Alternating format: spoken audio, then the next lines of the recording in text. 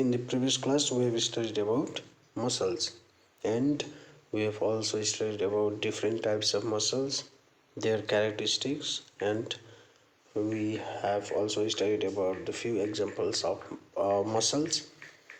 And Dhatuki class naladi we are going to continue with that topic, with that lessons. Dhatuki class naladi we are going to study about joint. Now what is mean by joint? The joint are point where two ends of bones meet in the body is called joint. Now there are three types of joints. There are three types of joint in our body.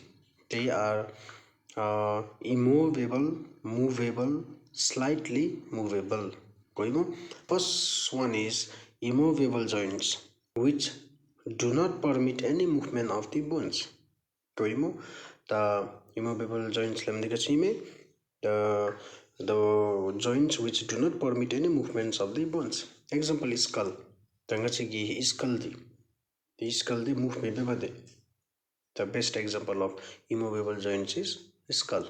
The next one is movable joint. The movable joint move beni chime the movable lamidi move bemi joints silu movable lamidi. The movable the capable of free movement.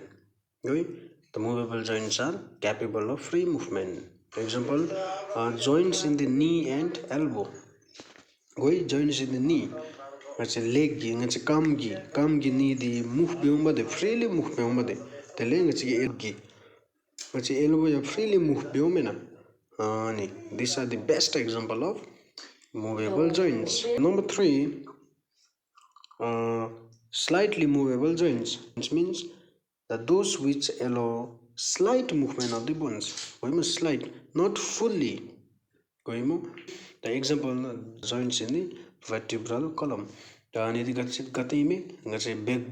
Backbone they are slightly move slightly move the best example of slightly movable joints.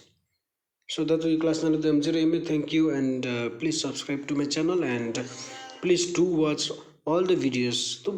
Thank you.